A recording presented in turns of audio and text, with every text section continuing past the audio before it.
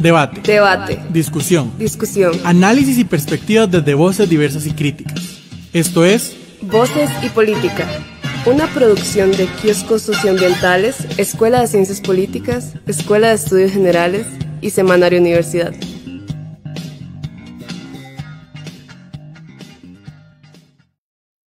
Hola, hola, buenas tardes. Al ser las 5 de esta tarde de hoy, miércoles 5 de febrero, les damos la más cálida bienvenida a una nueva emisión de Voces y Política desde la frecuencia 96.7 FM Radio Universidad de Costa Rica, de parte de la Escuela de Ciencias Políticas, el programa Kioscos Socioambientales, la Escuela de Estudios Generales y el Semanario Universidad. Les saluda Fernando Celedón en esta primera emisión del año 2025. En el año 2005, la entonces directora de la Radio Universidad de Costa Rica, Giselle Boza, se alistaba junto con un equipo de periodistas, académicos, líderes de opinión y técnicos, con una propuesta innovadora para atender los desafíos del año electoral rumbo a la contienda del 2006. Junto con Elber Durán, Manuel Rojas y el apoyo en producción de Katy Prado, dieron vida en el mes de septiembre al programa Voces y Política. Han pasado 20 años en que de manera continua estas emisiones semanales se producen y escuchan con el mismo sentido original: escuchar voces múltiples, voces alternativas, voces frescas, voces que quizás en otros espacios similares no tendrían la oportunidad de expresarse. Voces que desde los diferentes espacios hablan de la política, de lo político y su convivencia con el poder, tanto en el contexto local como en el contexto nacional y en el contexto global. Desde el año 2015, la programación de Voces y Política es coordinada por la Escuela de Ciencias Políticas como una actividad de extensión cultural junto con el programa Kioscos Socioambientales, la Escuela de Estudios Generales y el Semanario Universidad. Por lo tanto, este es un año desafiante que se convierte en una oportunidad para seguir mejorando nuestra producción y compartir con quienes nos escuchan tanto la coyuntura de un nuevo año electoral que se plantea complejo, así como las distintas producciones científicas y artísticas universitarias y las situaciones que viven nuestras comunidades.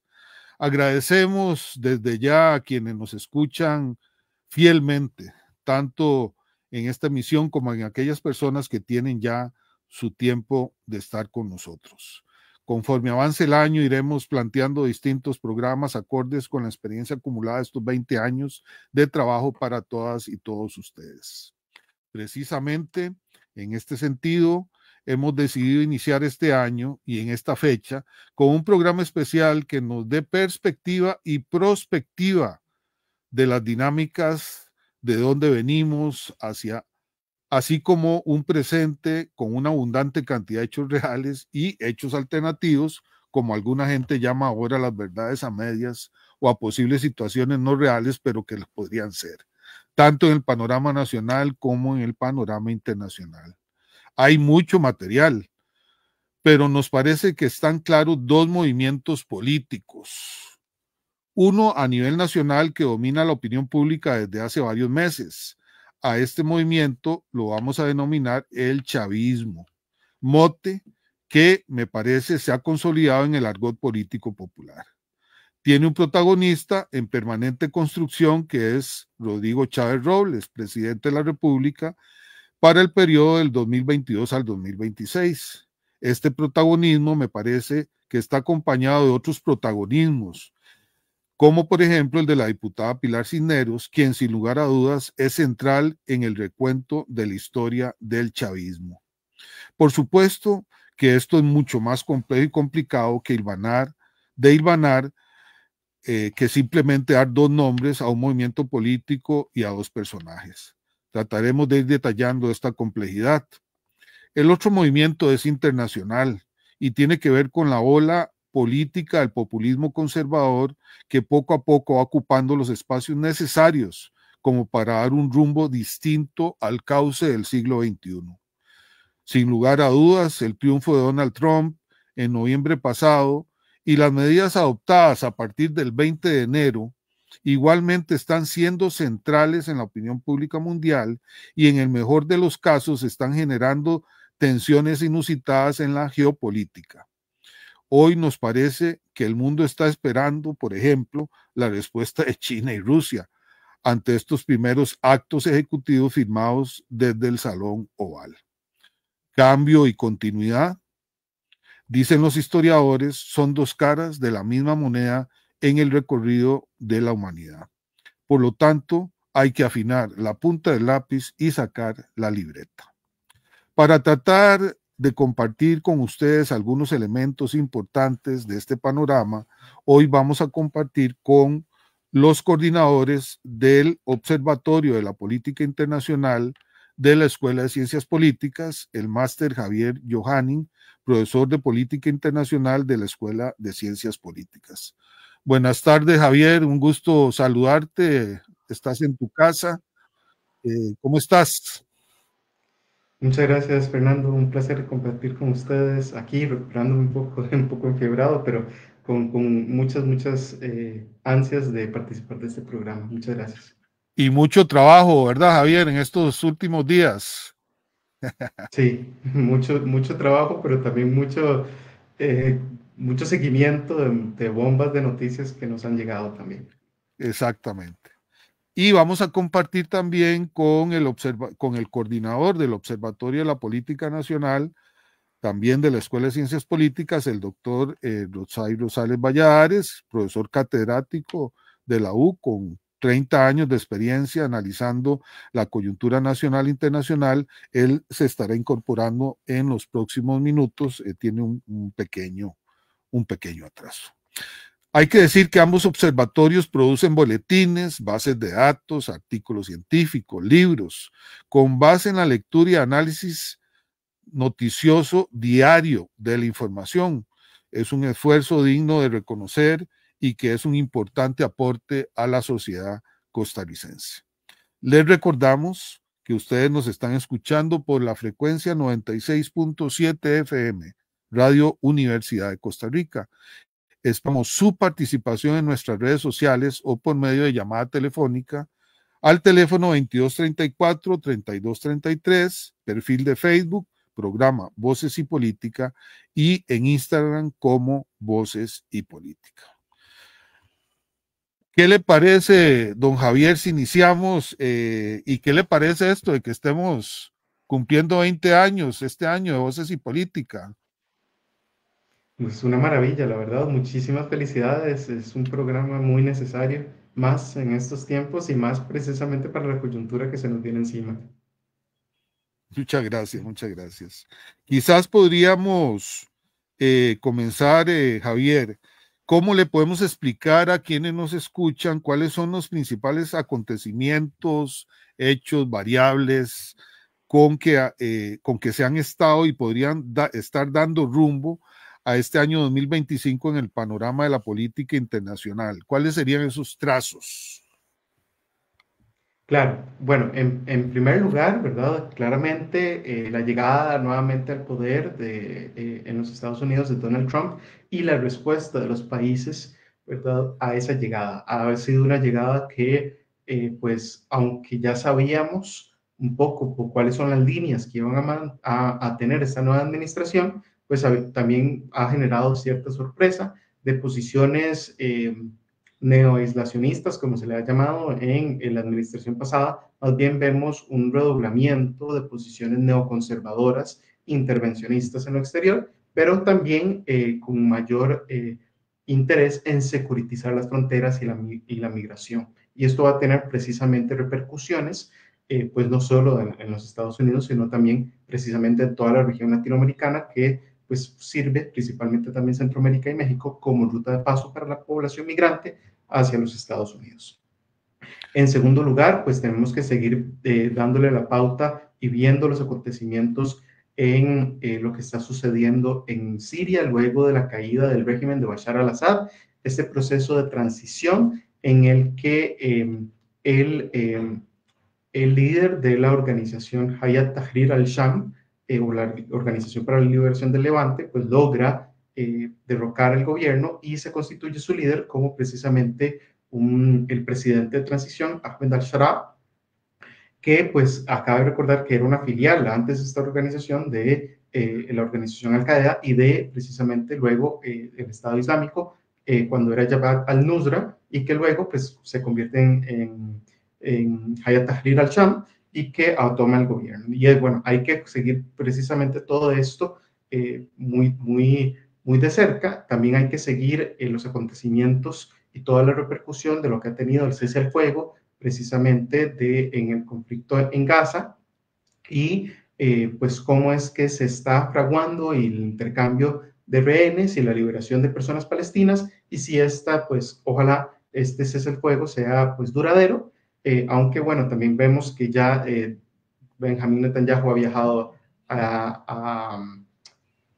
viajado a Estados Unidos, es el primer líder internacional en visitar a los Estados Unidos desde que Donald Trump llega al poder y bueno, ofrece en Estados Unidos, Donald Trump ofrece precisamente reconstruir Gaza y expulsar la población de Gaza, la población palestina, a Egipto y Jordania, que es en contra del derecho internacional, y pues esto también genera mucha bulla.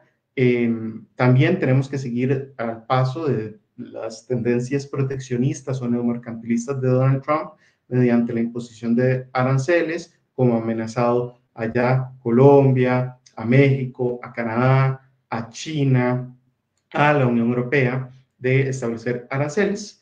Y bueno, algunos aranceles no han sido pospuestos, como México y Canadá, precisamente a cambio de securitizar las fronteras de los Estados Unidos. Y en cambio, pues con China ya se impuso unos aranceles del 10% de los productos importados desde China, que China respondió con sus propios aranceles. Esto hay que seguirle el paso, las relaciones entre China y Estados Unidos hay que seguirles el paso, cómo van a ser. No considero que vayan ni esté en interés de las partes en aumentar las tensiones, pero sí hay que ver que China no va a doblegarse a los intentos de Estados Unidos. Estados Unidos tiene una intención clara de reescribir el sistema internacional a su favor. Y por si fuera poco, hay que seguirle el paso a elecciones claves como las de Colombia y Brasil en la región o los conflictos como los de Ucrania, como ya dije el de Gaza, como el de Sudán y como recientemente el de la República Democrática del Congo, que ha tenido importantes avances y que también tiene repercusiones globales precisamente por la cantidad de minerales que se producen ahí, que son fundamentales para la producción, para las cadenas, mejor dicho, de globales de suministro de producción de laptops, computadoras, baterías de vehículos eléctricos, entre otras cosas. Eso es como en grandes rasgos todo lo que hay que seguir un poco este 2025. Javier, vamos a ver, desde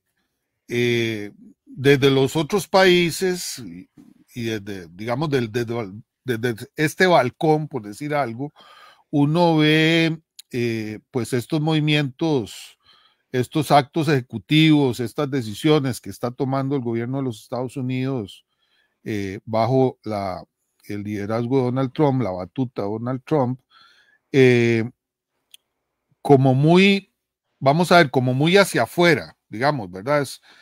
Creo que la mayoría de mandatos de los actos que ha firmado tienen que ver con Estados Unidos y el resto del mundo, por decirlo de alguna manera, no sé, digamos, me parece. Pero estoy diciendo esto porque cosas que uno no ve, y no sé si vos tenés acceso a esa información, pero sería interesante, qué está pasando en la política doméstica de los Estados Unidos. O sea, cómo se está discutiendo esto en las cámaras, ¿verdad? En la alta y la baja, en los estados, ¿verdad? Acordémonos que hay estados que no necesariamente son republicanos, por ejemplo, ese tipo es decir, es complejo, ¿verdad? Es complejo y quizás de eso muy poca información se recibe. ¿Cómo están recibiendo al interior lo que se llama política doméstica, ¿verdad? ¿Cómo están recibiendo al interior de los diferentes clústeres políticos, por decirlo de alguna manera, de Estados Unidos, estas medidas? Es algo que casi no aparece mucho en los medios y y en los titulares, ¿verdad? No sé si hay algún par de apuntes que se pueda hacer al respecto. Claro, apuntes muy importantes, porque todo esto también tiene repercusiones al interno de los Estados Unidos. Pues, en primer lugar, al menos en términos legislativos, el Congreso y el Senado siguen discutiendo pues, la aprobación de designaciones de Donald Trump a los diferentes departamentos, que aquí en Costa Rica los tendríamos como los ministerios, ¿verdad? Que ha ido apuntando, o las diferentes también instituciones que ha ido apuntando Donald Trump, y eso sigue en discusión, aparte de otros proyectos de ley y otros temas de discusión. Entre ellos, uno que ha generado mucha controversia es el acceso de Elon Musk precisamente a partir del Departamento de Mejora de la Eficiencia Gubernamental, o DOGE por sus siglas en inglés, que ha generado pues cierta preocupación, precisamente ha generado en los últimos días una manifestación a partir de personas políticas del Partido Demócrata y de una manifestación popular alrededor del Departamento del Tesoro de los Estados Unidos, es decir, Hacienda, precisamente por el acceso de Elon Musk y sus allegados, que no han sido nuevamente electos democráticamente, a tener información privilegiada de cómo es que el fisco estadounidense pues tiene y paga a las personas empleadas públicas y maneja precisamente los fondos públicos. Y sabemos de buena fuente que no es solo un acceso de lectura, sino también es un acceso de cambio. Es decir, pueden establecer pautas, lineamientos y normativa al respecto.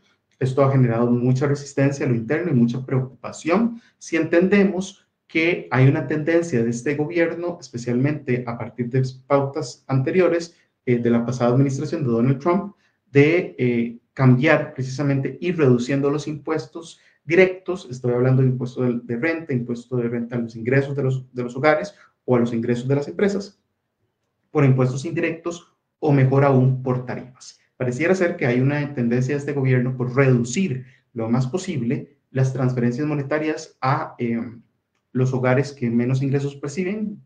Eso va a generar una desigualdad, va a incrementar la desigualdad en los Estados Unidos e incluso la pobreza. Y a su vez, pues también vemos que están buscando recortar $2.000 millones, algo que algunos analistas han dicho que es imposible, ¿verdad?, del presupuesto federal de los Estados Unidos, lo que implica despidos masivos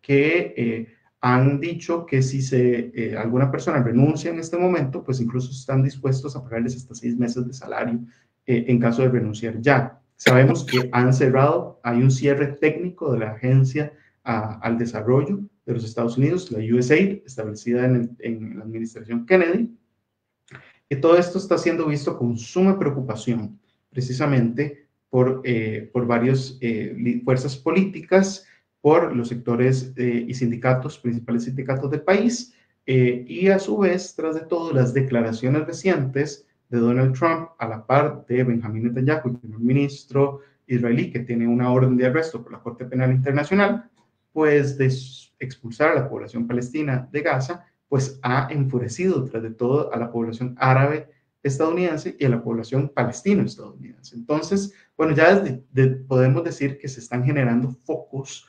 de conflicto. El Partido Republicano no es un partido monolítico, no está 100% cohesionado. El Congreso estadounidense ha mostrado cierta unidad alrededor de Donald Trump, pero que realmente estas declaraciones pues han hecho que algunos republicanos, como el senador Lindsey Graham, haya dicho, bueno, no creo que esto sea la solución, y básicamente dijo es un non-starter, ¿verdad? O sea, no va a poder suceder eso que dijo. Claro. Incluso, pues, también ha habido ciertas señales de conflicto dentro del Partido Republicano, tratando de, pues, básicamente reemplazar a ciertas figuras del Partido Republicano como Ron DeSantis, precisamente por su relación tensa con Donald Trump, pero que sabemos que también lo ha alabado grandemente. Entonces, el Partido Republicano todavía no está 100% cohesionado, al menos alrededor de la figura de Donald Trump. Eso permite cierto espacio de disenso. Por el otro lado, se están uniendo fuerzas que pues son contrarias a muchas de estas políticas que está impulsando Donald Trump. Por si fuera poco, la población latina en los Estados Unidos, o como se le denomina, al menos dentro de los Estados Unidos, población latina, pues vive con mucha preocupación el hecho de que Donald Trump haya abierto la cárcel de Guantánamo en Cuba para encarcelar personas en condición de migración irregular o incluso personas que ya tienen alguna especie de residencia o de estabilidad dentro de los Estados Unidos, pero que cometan algún delito y que se les envíe precisamente a la prisión de Guantánamo. Muchas personas que han votado por Donald Trump también han dicho, bueno, yo no esperaba que me deportaran a mí, ¿verdad? Y precisamente son personas que están siendo deportadas en este momento, que también tenemos que ver con suma preocupación el hecho de que el presidente salvadoreño, Nayib Bukele, en sus conversaciones con el secretario del Departamento del Estado, Marco Rubio, haya ofrecido su mega cárcel para albergar personas criminales, como les ha llamado, que son realmente personas migrantes irregulares, en esta cárcel de cualquier nacionalidad. Lo que vemos es una securitización, ya no solo de la migración, sino incluso básicamente de tu pertenencia étnica, identitaria. Has utilizado un par de conceptos que me gustaría ver si lo podemos explicar un poquito mejor para quienes nos escuchan. Uno es el neoaislacionismo, ¿verdad? O sea que no sé si lo voy a atreverme, digamos, a adelantar algún criterio. Hay como movimientos de retorno, de búsqueda de retorno de capitales a los Estados Unidos, de medidas proteccionistas, bueno, estas posibilidades de subir impuestos, es decir, como una especie de momentum que se ocupa para volver a ser de Estados Unidos la primera economía del mundo. No sé si voy bien por ahí, Javier. Más bien, eso sería el neomercantilismo. El neoaislacionismo, pues, viene precisamente en Estados Unidos. Hay 4 grandes tradiciones políticas. La tradición dentro de las que ahorita me he referido es la tradición washingtoniana de George Washington, precisamente de advertirle a sus congéneres de que no se inmiscuyeran, o sea, no se mezclaran, no se metieran en los asuntos políticos del viejo continente, que la política del balance de poderes, el secretismo diplomático iba a ir en contra de los intereses de los Estados Unidos y que Estados Unidos debería estar tranquilo precisamente en el continente americano, ¿verdad? En otras palabras, es una combinación entre no meterse en los asuntos globales, pero América para los americanos, es decir, precisamente la doctrina Monroe, ¿verdad?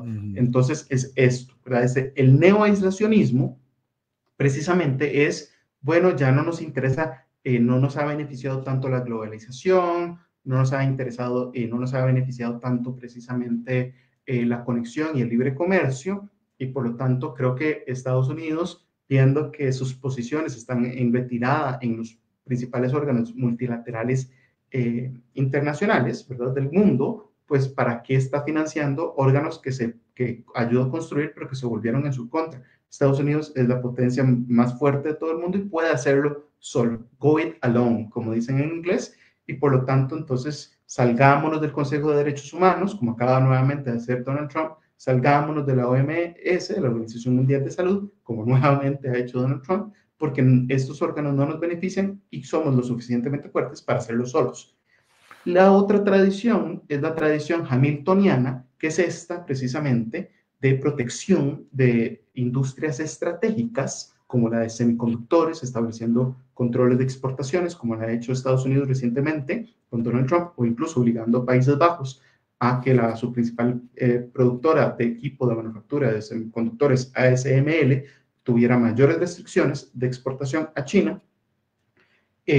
Tarifas también cae dentro de neomercantilismo, proteccionismo, y básicamente busca, sí, relocalizar cierta producción manufacturera dentro de los Estados Unidos, pero que genera tensiones y que es contradictoria.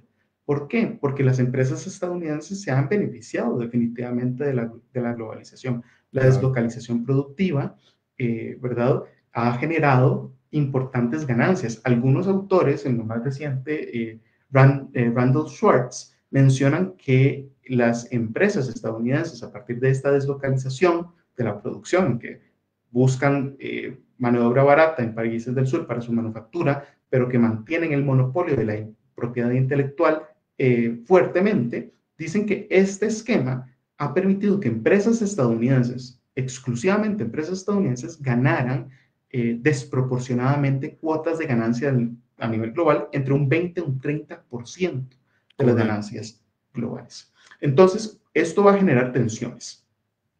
Si por un lado va a generar que pueda que aumente cierto empleo dentro de los Estados Unidos, cierto empleo manufacturero, no va a ser tampoco un gran impacto.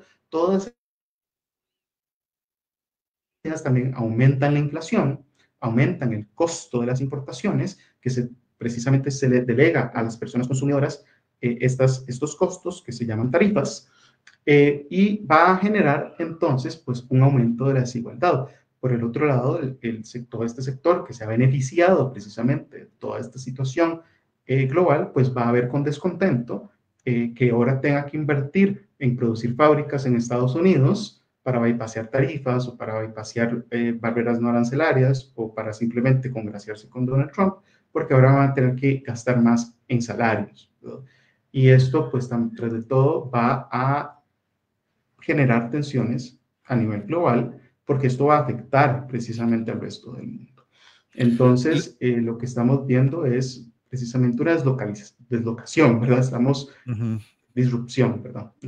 Claro, les recordamos a quienes nos escuchan que estamos en esta primera emisión de Voces y Política del año 2025, arrancando producciones desde Voces y Política, con un programa que intenta, pues, tirar en un óleo que está por escribirse lo que será el año 2025, los grandes trazos de la política nacional e internacional. Estamos escuchando en los últimos minutos al profesor Javier Yohanin, quien coordina el programa, el observatorio, perdón, de la política internacional, que tiene 15 años de funcionar en la universidad, que es un programa conjunto con la UNA también, entre la UCR y la UNA, y quien ha dado algún detalle importante, digamos, del panorama que nos plantea la llegada de Trump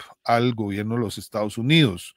Hay dos cosas, Javier, que me llaman la atención, y usted me dirá, digamos, no sé si sobre eso se estará ya escribiendo. Uno, en el año, si no me equivoco, en el año 90 del siglo XX, George Bush, padre, anunció con bombos y platillos varias cosas. Una era ya no más ayuda, solo tratados de libre comercio, ¿verdad? Que también fue un movimiento para reducir cooperación internacional en el marco de la posguerra fría, etcétera, etcétera. Y en este mes estamos asistiendo a lo que yo considero sería el cierre de ese ciclo. Es decir, yo no he oído, digamos, abiertamente que los Estados Unidos estén diciendo que no van a renovar los tratados de libre comercio, pero todos los movimientos que se están dando dan cuenta de que de alguna manera eso está pasando. Es decir, que la era, digamos, del libre comercio, del GATT, de la Organización Mundial del Comercio, etcétera, eso que fue construido en los últimos 35 años, parece, ¿verdad? Que no sé si está llegando a su fin, pero sí está cambiando radicalmente. Sí, hay personas autoras como Nana de Graaf que precisamente hablan de una crisis del neoliberalismo en estos momentos. Ahorita yo no me atrevería a decir una crisis per se, creo que hay que sopesarlo un poco, porque precisamente Donald Trump, si analizamos su primera administración, no fue necesariamente un anti-libre comercio. De hecho, lo que fue es, sí, todo bien con el libre comercio, pero un libre comercio justo. Ahora, ¿qué significa un libre comercio justo? Como él mismo lo decía en muchos de sus discursos, fair trade, ¿verdad? Bueno, ¿qué significa esto? En sus términos, ¿cómo los podemos traducir? Bueno, básicamente un libre comercio que beneficie más a los Estados Unidos, a los intereses estadounidenses. ¿Ok? Aquí entonces no es que simplemente está diciendo ya no más libre comercio. No, está diciendo cualquier acción que yo vaya a cometer va a ser para beneficio solamente de los Estados Unidos. No me importa si afectan aliados, no me importa si afectan aliados estratégicos históricos, no me importa si afectan a rivales o enemigos. Lo importante es Estados Unidos. Y aquí viene precisamente esta noción de go it alone, de ir por su propia cuenta, que afecta a todo esto. Entonces, no es necesariamente que se está renegando del libre comercio, simplemente que quiere reescribir las reglas del libre comercio para que beneficien estrictamente a lo que él considera que son los Estados Unidos. En este sentido, Donald Trump, si vemos, sí se sale del Tratado Transpacífico, ¿verdad?, de libre comercio, que iba a ser la principal área de libre comercio, la más grande área de libre comercio del mundo en su pasada administración, pero si vemos en todos los demás, pues reescribe el Tratado de Libre Comercio con Corea del Sur, con Japón, el NAFTA lo convierte en el UNSCA, pero nunca se sale de todo esto, ¿verdad?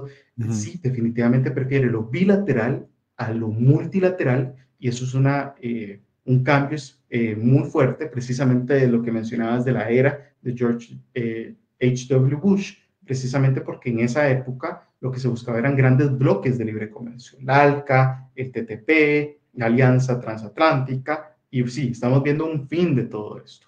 Y ahora más bien estamos viendo una lógica de lo que yo llamaría una diplomacia económica coercitiva, o otros han llamado una lógica transaccional.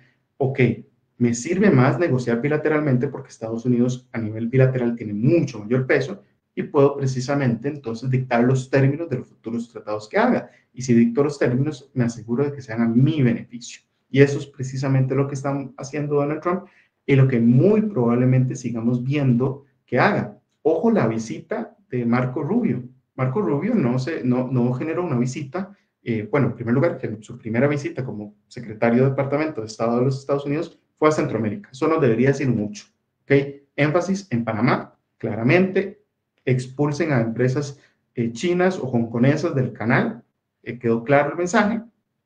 En Costa Rica, ciberseguridad 5G, nada de China, básicamente, y migración, igual que en Panamá, y el resto de Centroamérica. ¿Por qué Marco Rubio no asistió a una reunión con el SICA, por ejemplo?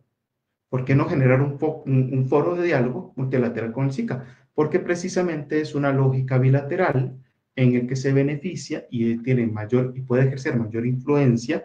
Estamos hablando de una influencia un poco, disculpen la expresión, pero burda, es decir, es ruda, es coercitiva, ¿verdad? No es una influencia sofisticada. El llamado garrote.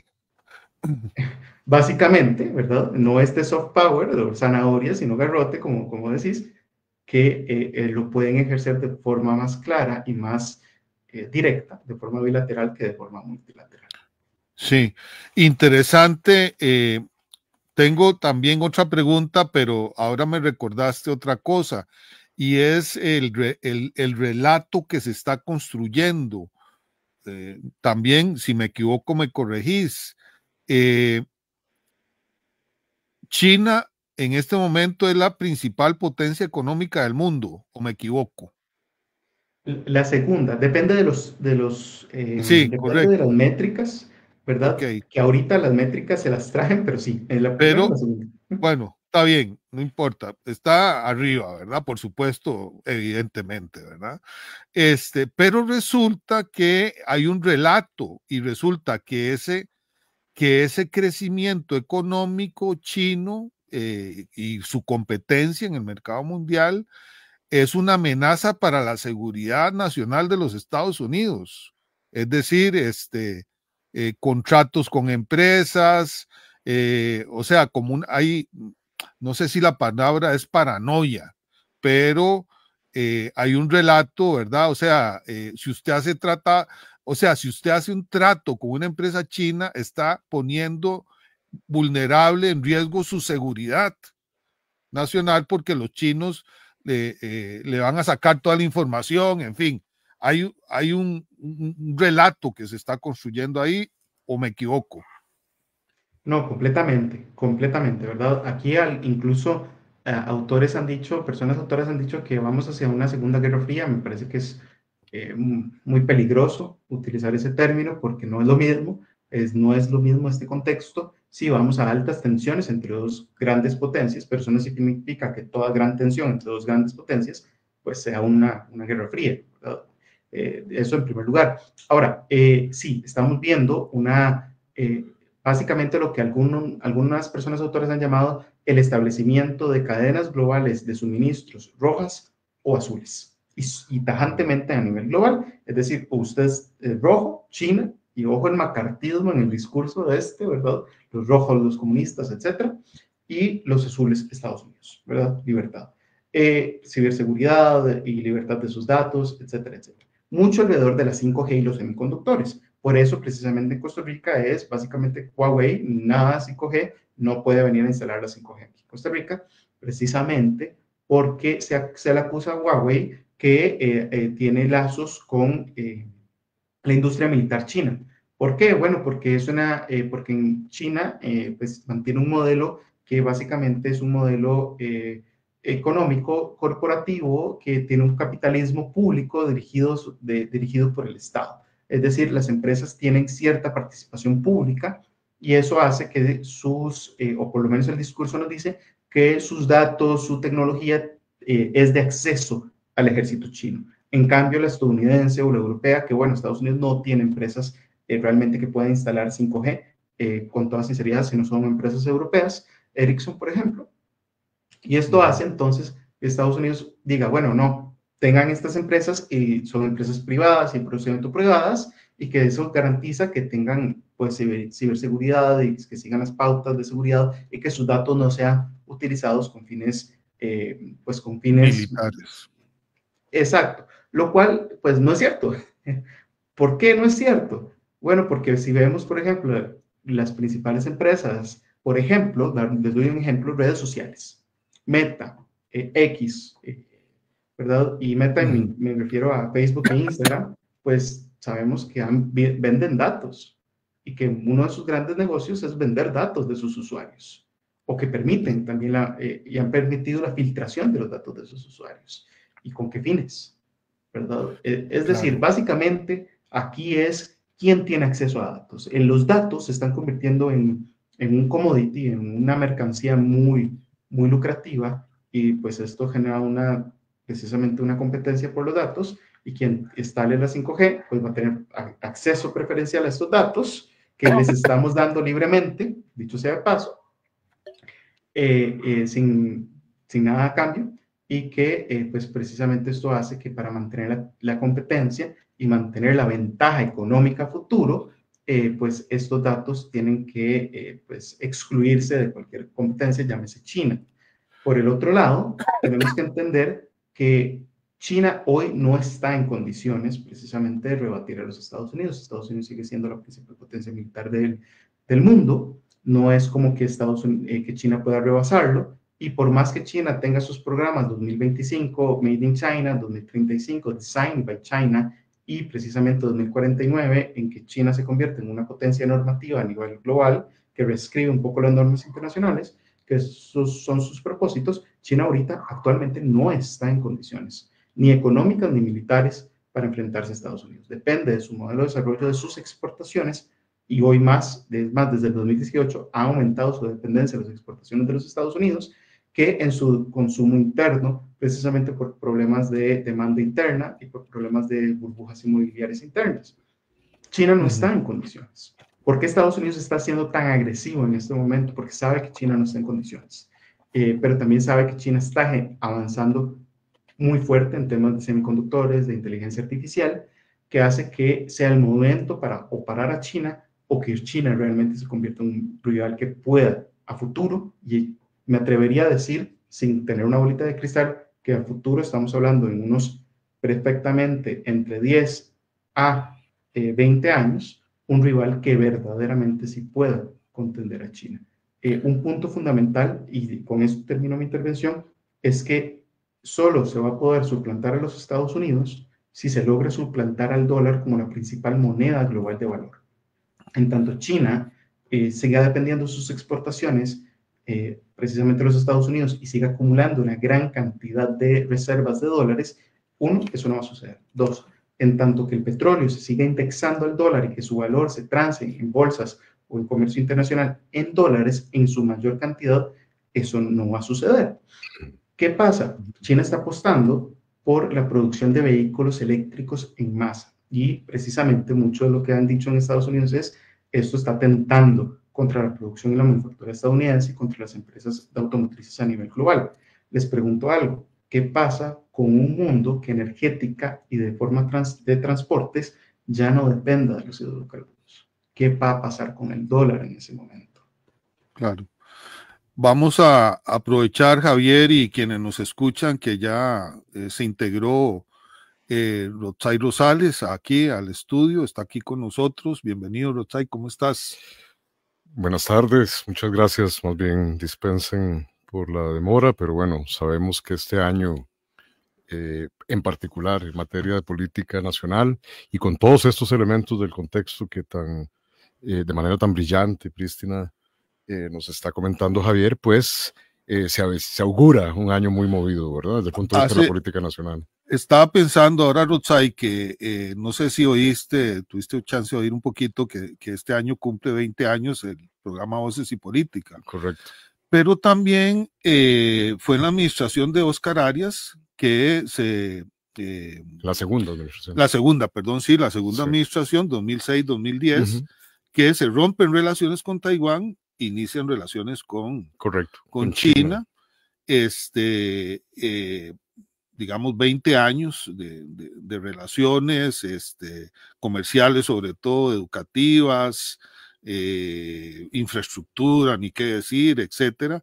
Y hablando de política nacional, todo esto que está diciendo Javier, ¿verdad? Que es una cosa como global, la ruta de la seda y bueno, ahora los límites que parecen estar imponiendo, cómo se expresa, o sea, cómo hacemos el engarce a nivel nacional, porque realmente,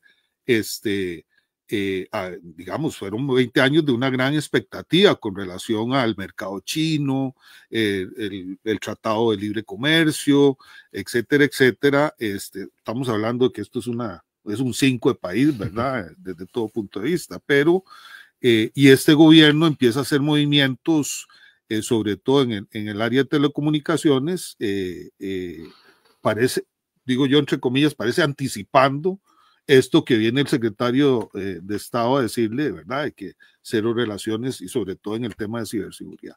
Digo yo, para hacer un engarce con el tema nacional. Sí, acordémonos que la disputa, conflicto, como se le quiera ver, en esta, yo diría, cordial y fructífera en muchos campos, relación que desde hace en efecto 20 años Costa Rica ha mantenido con China. Ya Javier nos podrá corregir si no ha sido así, pero me parece que en esa ruta, que en general, repito, ha sido cordial y fructífera,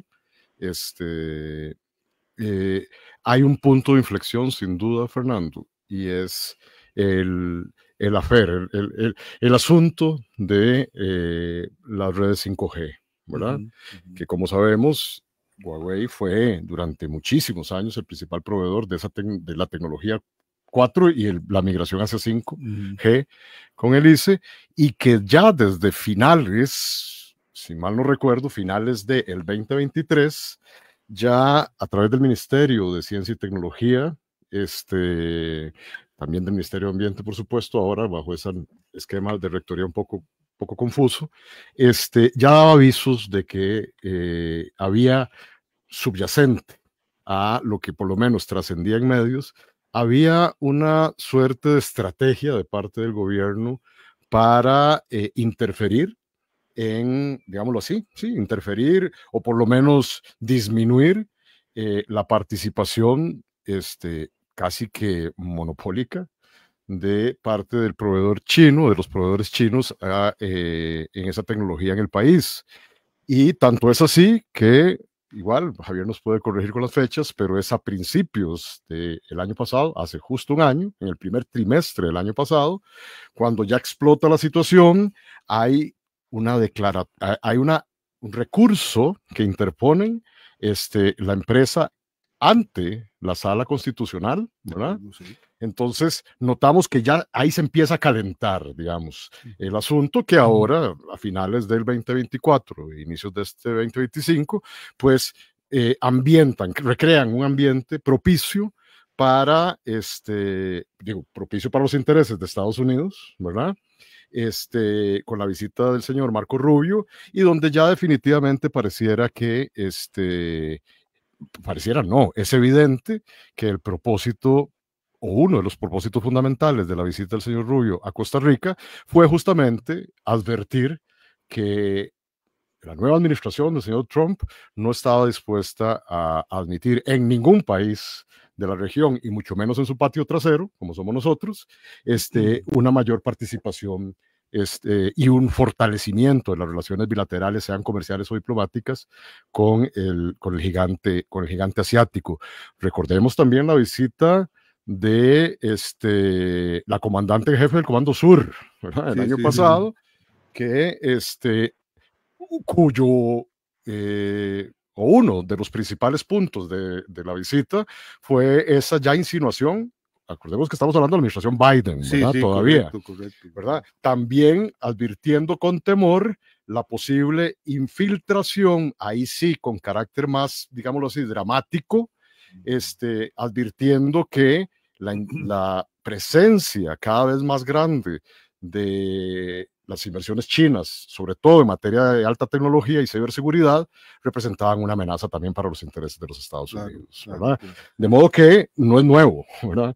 Ahora estamos viendo el colorario, digámoslo así, de una trayectoria y de una intención que desde el inicio de este gobierno, bien lo decís, parecía apuntar a ese enfriamiento, ¿verdad? De esa fructífera relación que hablábamos de 20 años con la República Popular China. Estamos en año electoral, estamos. Sin duda. Informalmente ya en campaña política. Digo yo informalmente porque hay una agenda, etcétera, y alguna gente dice que el formato de gestión de este gobierno de alguna manera ha planteado que la tribuna electoral no se ha desmontado desde 2022, 2021. Es correcto, sí, es correcto. De hecho, algunos de los amigas y amigos escuchas recordarán que nuestro segundo análisis de coyuntura, hablo de los análisis trimestrales del Observatorio de la Política Nacional de la Universidad de Costa Rica, en el segundo trimestre del año pasado titulamos, ¿verdad? Ese análisis de coyuntura como que se avecinaba un tsunami de judicialización de la política en medio de la campaña permanente de la administración Chávez Robles. Porque, en efecto, desde la segunda ronda electoral, esta administración se ha caracterizado, rompiendo con cualquier tipicidad de las administraciones anteriores a lo largo de la historia democrática reciente del país, se dedicó y se sigue dedicando a mantener caliente la estrategia de campaña electoral, ¿verdad? El gobierno sigue en campaña, no ha parado desde la segunda ronda electoral, desde el 2022, y por supuesto es esperable que todavía, con mucha más razón, en año electoral, como el que estamos viviendo, esa intención no ceje, sino todo lo contrario, ¿verdad? Bueno, además se incremente. Correcto, perdón, nada más para... Perdón, con la sorprendente noticia de que a pesar de esa evidente beligerancia política electoral, pues hasta el momento no tengamos ninguna resolución de alguna de las denuncias presentadas en el Tribunal Supremo de Elecciones al respecto. Solamente 2 resoluciones salidas, por cierto, el día de hoy, que descartan las acusaciones de beligerancia, una hecha por el PAC y otra por el Partido Liberación Nacional. Pero se avecinan sí, hay un estiramiento, digamos, de los conceptos eso que vos decís, de la judicialización, ¿verdad? O correcto. Sea, voy a ver hasta dónde llego. Hasta donde me lo permitan, ¿verdad? Sí, exactamente, ¿verdad? Si nos damos cuenta... A partir de donde soy beligerantemente político. No, y hasta dónde me lo van a permitir esa institucionalidad que además me he encargado de legitimar desde la campaña electoral. Claro. ¿verdad? Generando todo un clima de antipatía abiertamente, cuando no cuestionamiento, y animadversión hacia la institucionalidad encargada de velar por la separación de los poderes y por el Estado de Derecho y la legalidad, y el principio de la legalidad. Quería aprovechar los últimos 5 minutos que nos quedan, porque yo sé que vos has tenido siempre la preocupación con el tema del financiamiento de partidos políticos. Tenemos un titular, digamos, tipo bomba el fin de semana con el tema de los aparentes delitos por, digamos, cuentas paralelas, etcétera, etcétera. Y además tenemos un ingrediente que uno como que olía, que sigue apareciendo, pero que eventualmente podría estar, que es el lavado de dinero en campaña.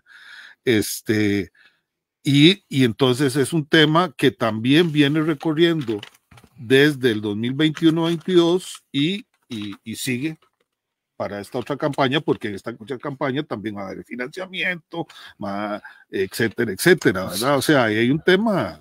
Claro, bajo las mismas reglas de juego, esa es la preocupación más grande que hemos tenido en el OMNA desde su fundación, hace 8 años ya, Fernando. Idea tuya también, dicho sea de paso, sos padrino de este proyecto. Y recordarás que desde los primeros análisis de coyuntura y mucho antes en mis participaciones en medios, hace 15 años, hemos venido insistiendo en los problemas ya no solo de opacidad, sino de inequidad, y de irregularidades, presuntas irregularidades, en el esquema total de financiamiento de campañas y de partidos políticos, ¿verdad?